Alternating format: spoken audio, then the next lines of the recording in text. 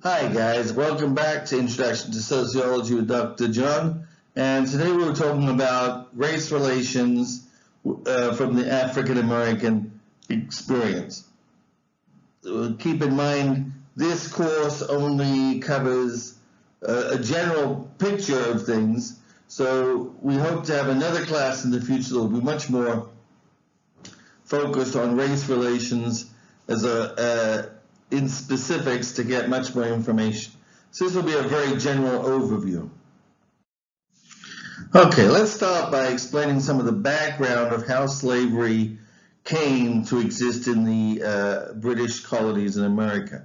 Now, as I said before, the Spanish, when they conquered Mexico and the Caribbean islands, they abolished the slavery of Indians, but they didn't say anything about Africans. So the Spaniards turned to bringing Africans to the New World as slaves. The British, on the other hand, didn't have any system of slavery in their country at that time. England at that time was primarily still based on serfdom. Most people were serfs. Of course, there was the beginnings of industrialization, so people were starting to move to the cities, and you start to see large congested amounts of poverty.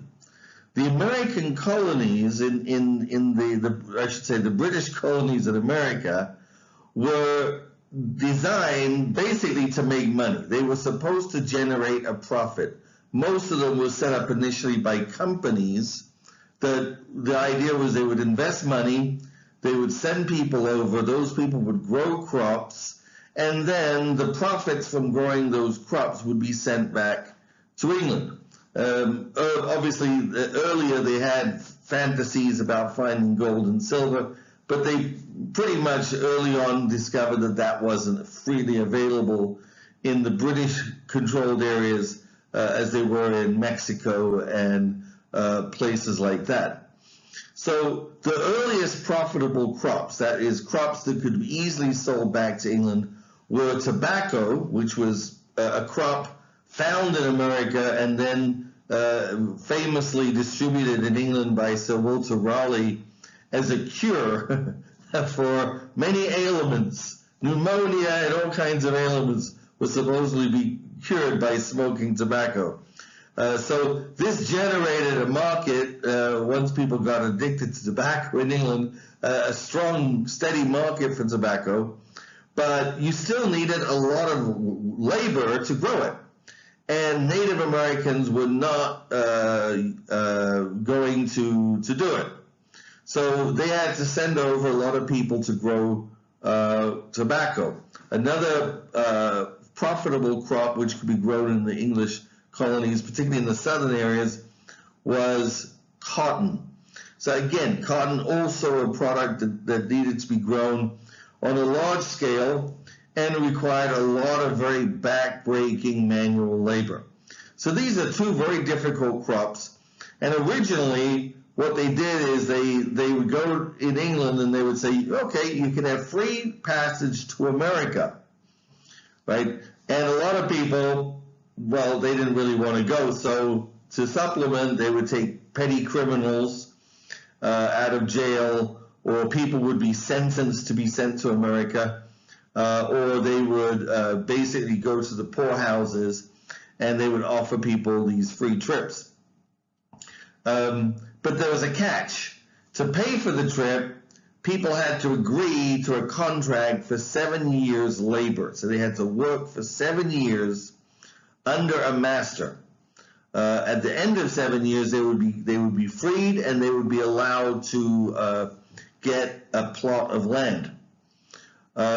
So still, this was not very appealing to many people, because the problem was when they were sold, basically they were sold like slaves. The ship would arrive and people would be dragged off and they would be sold off to the highest bidder. That was how they paid for their passage. And then the master, the person who bought their service, would basically have the right to use them for 7 years for anything that they saw fit, obviously, in theory, legal activity. And of course, in the South, that meant working in one of these large cotton or tobacco plantations. And in the South, there was very little incentive to treat these people well. They basically, the incentive for the master was try to get as much work out of these people in 7 years. If they died during that process, before 7 years was up, you tried to get as much money out of them before they died. So a lot of the conditions were terrible. And as I said, this was not something people really wanted to do unless they were forced to do it by the courts or they were desperate. Now, one day, a ship, this is in the 1600s, landed by accident. It was going to the Caribbean with a cargo of slaves from Africa. It was going to one of the Caribbean colonies, and it went off course because of a storm and landed in the British colonies. And basically, they said, okay, you can sell these people here as indentured servants. So that initial load of slaves, they weren't slaves. They were treated as indentured servants. They were 7 years they had to work, and then they were freed. But very quickly, the colonists realized these people didn't know the difference. They were expecting to be slaves, that is the Africans. They had been purchased or grabbed in Africa as slaves, brought to the colonies. So there'd been no agreement with them beforehand that they would be freed. So the British colonists were like, why should we free them? Well, the simple answer, if you had a legal point of view, was that England had no law for slavery. There was no law that allowed slavery or regulated slavery. So the colonies made up their own rules, basically. So, for example, Virginia General Assembly, 1705, published an act concerning servants and slaves. So originally this act had just regulated indentured servants, but then they added and slaves, and then the act had two categories. One was indentured servants, who were people, white people from England, and the other was slaves. And a couple things happened here. First of all, only black people could be slaves. In other words, slaves could only come from Africa. Because in Europe, slavery was an unknown system, and it violated the legal and moral codes in England, right? So one thing, for example, the slave codes did not have a way of becoming a slave. The Africans were considered slaves because they were purchased as slaves in Africa, at least in theory. What actually happened in Africa was, kind of ignored, right? But they needed labor. That's what they knew. They needed people to work on in these plantations, and the indentured servant system was not providing enough labor because, first of all, people were leaving after 7 years. Secondly, people from Europe really did not want to join that system. Right? So they needed essentially forced labor. So the slaves, what happened is that the slaves, in order to justify the secondary status, had to be seen as somehow less human than the people coming over from England. The people from England had rights. They were citizens of the crown. The people from Africa had no rights. They were not citizens of the crown, and they were considered slaves. So, very important distinction from ancient slavery, because in the ancient system of slavery, anybody could be a slave. Anybody could become a slave. You became a slave by act of war or by loss of property. If you became bankrupted, you could become a slave, or by simply giving yourself up to somebody as a slave. And this happened. You'd be surprised. There were certain categories of servants who had to be slaves. In order to be a very trusted servant, you had to be a slave, because only a slave could be killed by his master. right? So that guaranteed the trust. And the rulers of Egypt for 500 years were slaves, literally slaves of the Sultan of Istanbul, Constantinople at that time. And so slavery in the ancient world was a mixed bag. Obviously, it wasn't necessarily a good thing to be a slave, but there were many different types of slaves. There could be very educated slaves. In Rome, they liked to have Greek slaves to teach their children Greek and other fine things. So it was a very different kind of thing. But in the Americas, slavery meant black Africans. And we have to also remember, slavery was part of the capitalist system. Slaves were considered productive capital.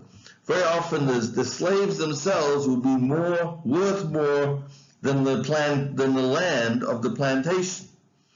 And like any other form of capital, slaves would often be bought on credit, and they would be used as collateral for loans. This meant that, for example, if a plantation owner went bankrupt, or any owner of a slave went bankrupt, the creditors would seize the slaves in order to satisfy the debt. And at that point, they would be sold against the debt. And those were, of course, usually the worst cases, because they would be sold to whoever came at the highest possible price without any concern for whether they were married or not, or whether they had children or not, whether their children went to one owner and the parents went to another owner, or husband and wife would be split, because this was a court order sale in order to satisfy a debt. So as the United States developed in these early years before the Civil War, you had a growing separation. And in the North, more and more anti-slavery feelings, not all based on concern for Africans necessarily. Some was frankly racist. People did not want slaves because they did not want Africans coming into the northern states. In the South, obviously slavery was the basis of the economic system, and this created a whole industry of apologists. And by apologists, we mean the old term for apology, which didn't mean to say I'm sorry for being a slave owner, but rather trying to explain slave ownership. So they would try to explain why slavery was a good system to the North. And some of them argued that this was a paternalistic system, that it was better than the system in the North, where wage workers were hired temporarily and then thrown out when they weren't needed anymore, and that it was part of a system that brought slave masters and slaves together. But a lot of this was it was racist. It was based on the idea that Africans could not work by themselves. They needed to have a slave owner to control them and to guide them, and so on and so forth. And of course, assumed a benevolent slave owner who took care of his slaves and made sure they were all happily fed and clothed. And there was some logic to this, in the sense that if you were a slave owner, if you owned a slave, you didn't want him to die, because then all your money would be gone. You wanted to get as much use out of your slave as possible. But even if a slave owner was nice, it was a capitalist system. So, for example, one effect of that is that if the owner went into debt, the slaves were held as collateral to that debt. So even people who wanted to free their slaves, very often masters might want to free some select slaves. In fact, even in some cases where, frankly, the slave master was the father of some of the slaves, literally the father. So as in the case of Thomas Jefferson, who had a slave mistress and had 6 or 7 children with his slave mistress, who looked almost identical to the children he had with his white wife, right? But if you were in debt, you could not even free your own children from slavery. They became slaves and they would be sold into slavery. So here's a notice, for example. It says, on Friday the 26th of this year, I will sell for ready cash at the courthouse door in Asheville 3 very likely Negroes, a woman and 2 children, they being the same that I empowered by a decree of the Court of Equity to sell as the property of Mrs. Elizabeth Hemphill. So, etc., etc. So this is basically saying, this woman can't pay her bills. I have been authorized by the court to pay her bills. To sell her property, in this case, 3, a woman and 2 children. The term likely Negroes is very common. It kind of meant that they were good Negroes. They would work well, right? The title is all right and the property is valuable. And these 3 people will be sold for payment of debts to the highest bidder. Would they be sold together? Possibly, but very unlikely. Many people, they didn't want to have children, so they might buy the woman and the children would be sold off for a few dollars, $50 to somebody who would raise them in order to sell them at a profit later on. Think about it also. Remember, the slave had no incentive to work. He wasn't on a wage. He had what was his incentive to get up in the morning? Basically, the only incentive was punishment or to avoid punishment. So whipping and other forms of corporal punishment were not only normal, they were an expected part of the slave labor system. Right? It took a very good, obedient slave to avoid at some point being whipped. Any slave who put up any fight or refused to work, maybe they were sick, but the master wouldn't recognize it. The master, in order to assert his dominance, would have to have them whipped. And in fact, it was an industry. Every town in the South or county would have a whipping post where slaves could be brought to be whipped. And many had whipping houses. There were businesses whose job was to whip the slaves of anybody who dropped them off. You would literally go down just like you were going to fix your car, drop your slaves off of the whipping house to be whipped for a fee.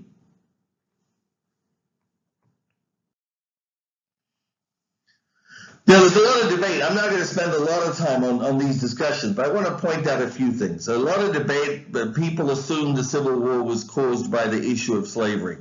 Well, not really, because slavery itself was never fully questioned.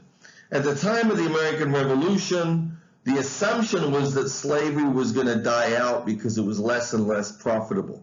However, something called the spinning jenny was invented that made it easier to process American cotton and therefore made American cotton much more profitable. So suddenly slavery or the slave economy boomed, and the number of slaves increased, even though there were no more slaves imported into the United States after 1810 as a result of the U.S. Constitution.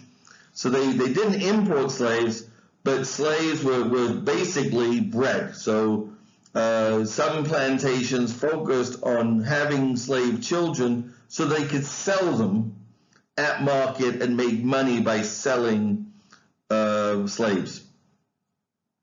So and the North made a huge amount of money also out of slavery, as I'll explain in a bit. The only question is about expansion, because one of the issues with cotton is it tended to use up the soil within a few generations, so you had to move to new areas. So slavery had to constantly expand in order to be profitable. Now, another big factor was the Dred Scott decision. I'm not going to go into the issue of the Dred Scott decision. You should look it up. if you're interested. But basically, in this decision, it was a man named Dred Scott. He was in the North, which was free territory, and then when he was taken back to the South, he basically sued in court and said, I should be free because I was in free territory. Therefore, I was made free by my master by taking me to free territory, right? And the courts, one of the courts actually upheld his right and said, yes, he should be freed. And then this case was taken all the way to the Supreme Court. And the Supreme Court at that time was extremely conservative and led by people who really wanted to ram home the fact that slavery was never going to be overturned. So they went overboard, and they not only said he was a slave, but they said he was not even entitled to appear in court because as a black man, he could never be a citizen. So the Supreme Court overturned not only the whole right of northern states to make people free, but overturned the entire constitutional system which said that states determine citizenship. Because they said, here's a black man, he can't be a citizen.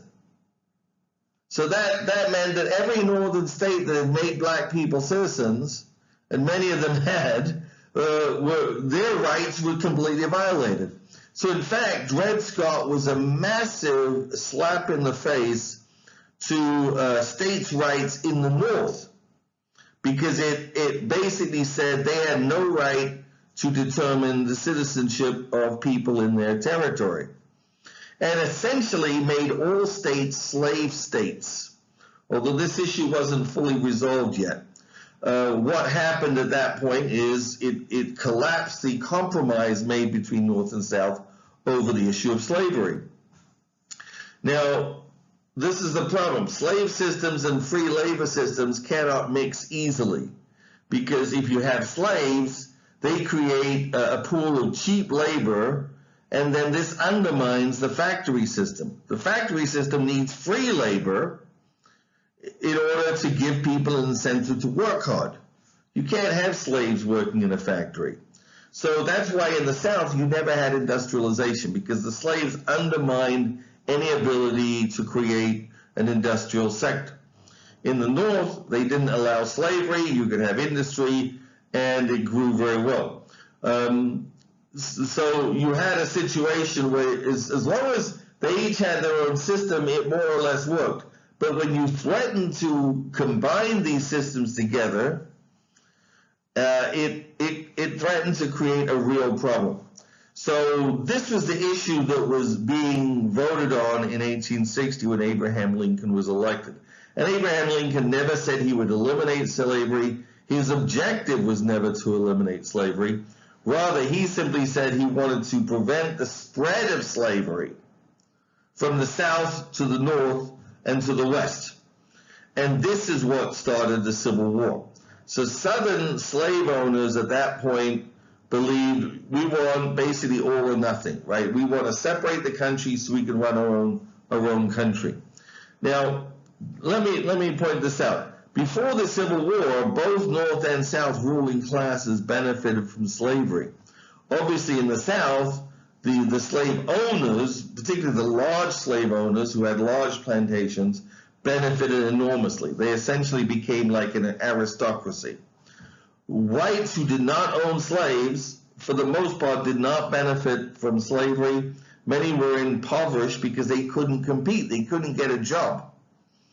Even if they had a farm, they couldn't compete with the plantations to sell their products. In the North, capitalists also benefited because the United States set up high tariffs, high taxes on imports.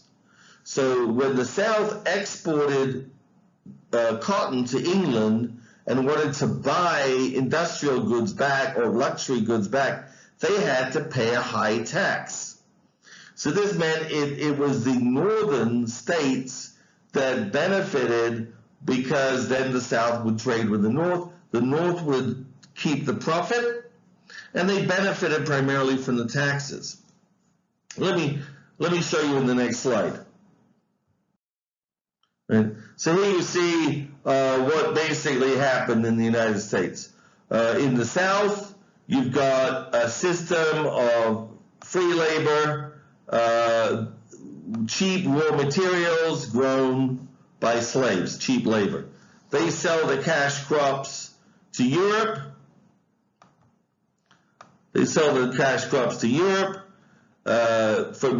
And they buy industrial goods because of the high taxes. They buy industrial goods from the North. The North gets cheap food and immigrants from the Midwest. All of this, in one way or another, comes from free land from Indians, if you remember from a previous lecture, right? So you're exploiting Indians, you're exploiting Africans, and also, of course, there's cheap labor coming in from Europe. So that's another system of exploitation. And most of that wealth was staying here in the Northeast, in the banks and industries of the Northeast. The aristocrats in the South basically said, what about us? Right? We're not benefiting as much as we should. And that was the reason for the Civil War. It was the Southern aristocrats wanted to keep more of the profit from the slave industry. So as I said, the Southern elites wanted to keep more wealth. The Northern elites wanted to use that wealth themselves to expand their industry. Both wanted to expand into the West, and they didn't want to necessarily compete with the other. As I said before, the Dred Scott decision had destroyed the compromises earlier made between the North and South over slavery. And at the end of the day, Abraham Lincoln, that is, never argued for the freeing of the slaves. He never promised to free the slaves.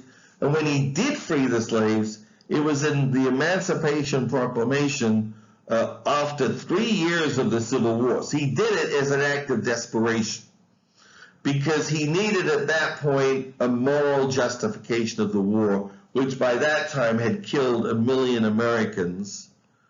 Right? So instead of going back and saying, well, 1 million Americans died fighting over the profits of slavery, he basically said, okay, we're fighting to end slavery. So that was in a sense a moral claim. Right? Now, this is my opinion at least. Okay, so we're going to cover quite a bit of history in this slide, I'm afraid, from the end of slavery up to the end of Reconstruction. Basically, when the Civil War ended, the Northern Republicans, sometimes called the Radical Republicans, but they simply wanted to end the issue of slavery once and for all. Abraham Lincoln had signed this very partial Emancipation Proclamation, which freed some slaves, didn't free other slaves.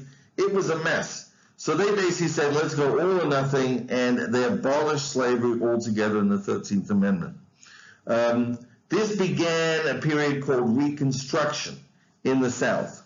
Now, the initial thing that Southern states tried to do was pass a series of laws called the Black Codes, and these basically said if you're black, we can grab you and force you to work for any number of minor crimes, like you're standing around with nothing to do. You don't have a contract with a white master. You don't have a permission from a white master to be out. You're out after hours or whatever. So they had these series of laws called Black Codes. So then the Republicans passed something called the 14th Amendment, which gave blacks citizenship and said that everybody had to be treated equally under the law. This is a very, very important clause.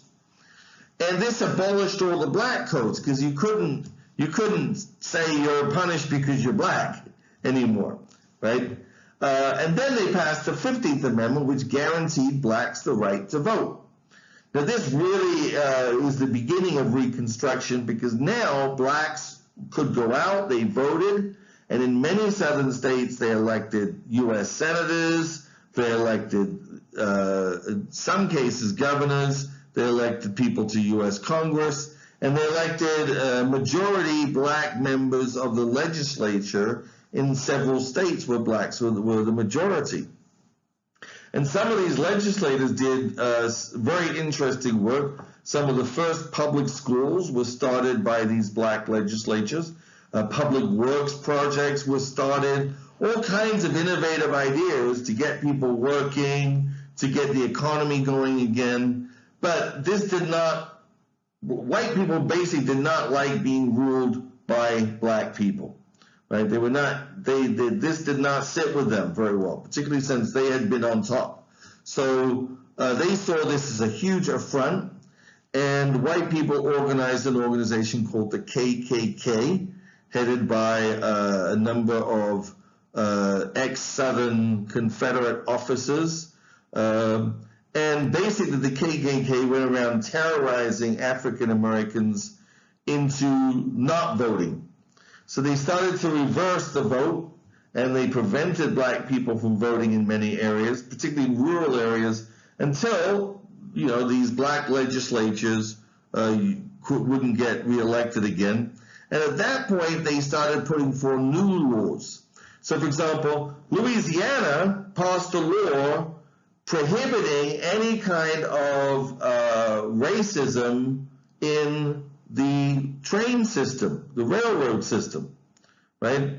So they prohibited segregation, for example. Then white people got in and they passed a new segregation law. Now, people wanted to challenge this, so this guy named Plessy, who, by the way, was actually mixed. He was 7/8 white and 1/8 black, but that made him black by official purposes.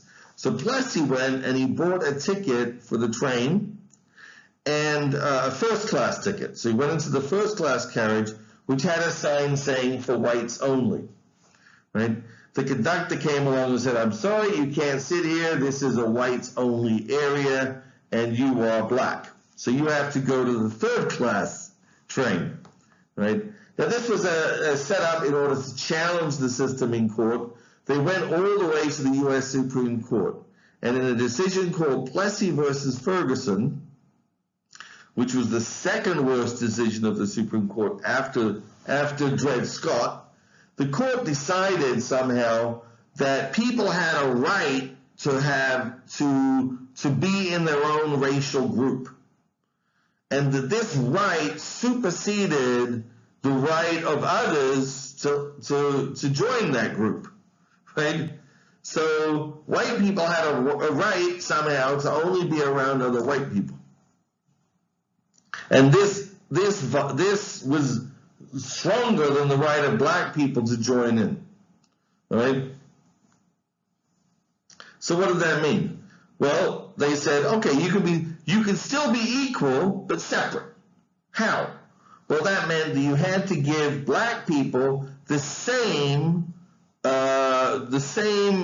things as you gave white people. You had to give them the same things, equal. But they could be separated. That's what the court said.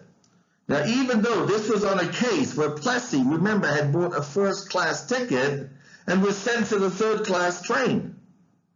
So where was the equality? So that on the very face of it, the decision was absurd. Plus this whole made-up right. Where is this right in the Constitution? We have a right to only be around people of our own race?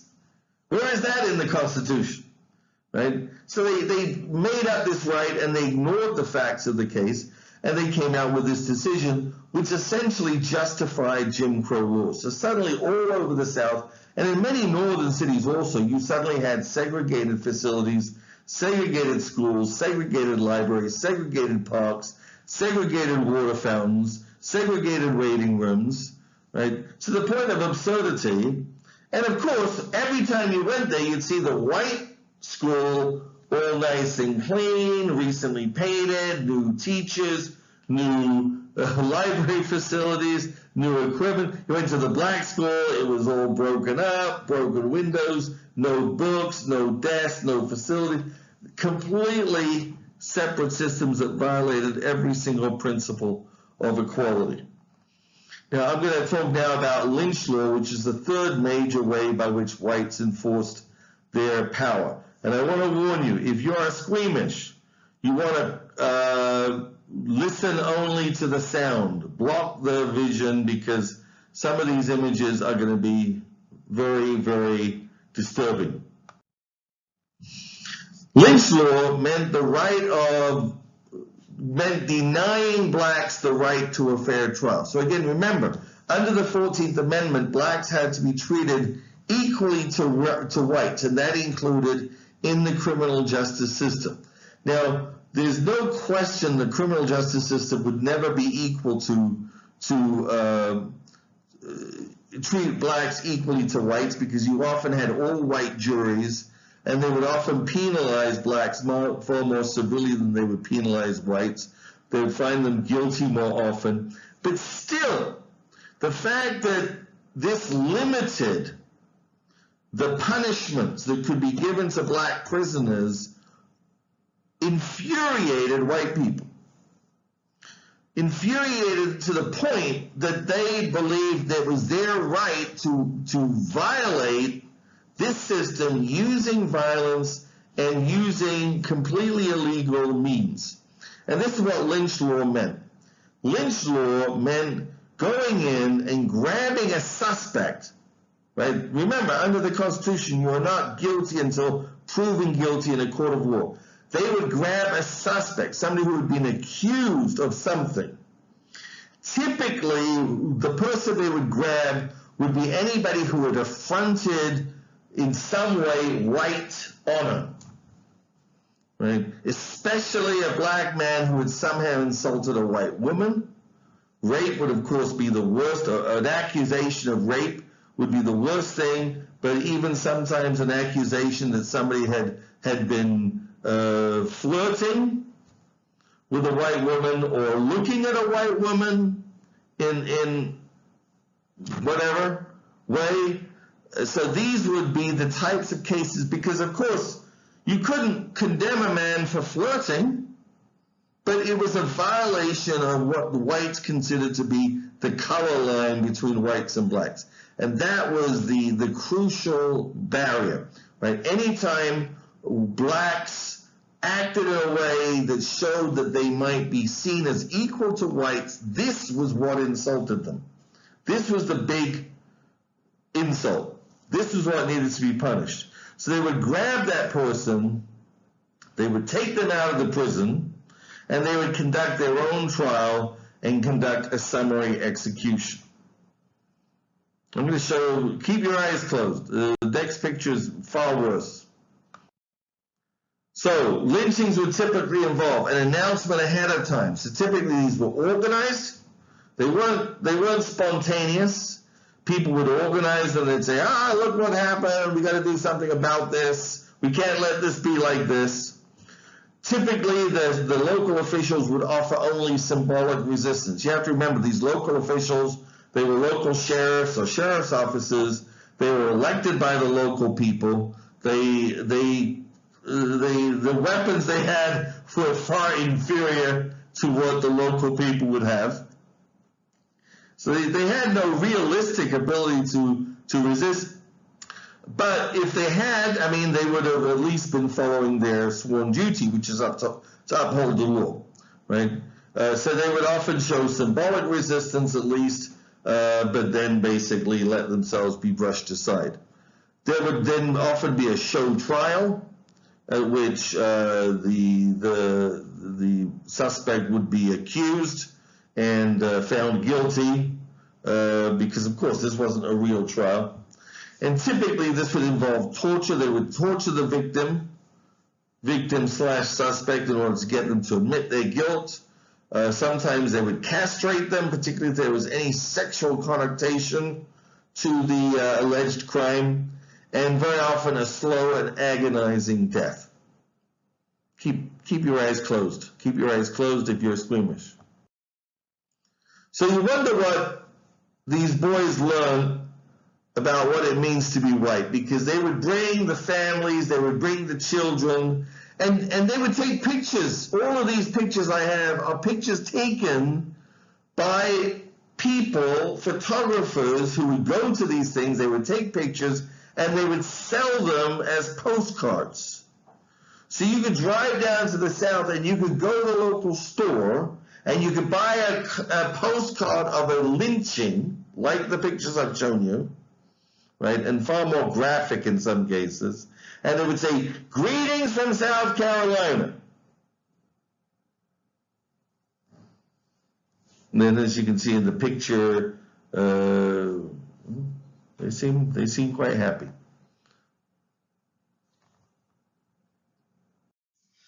Well, I'd like to apologize if the last graphics upset you.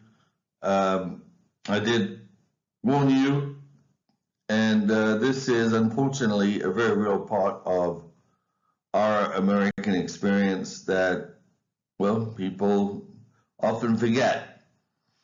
And lest we forget, it's very important for us to remind ourselves that these things happened right here in America. Thank you very much, and we will continue with our lecture in the next lecture.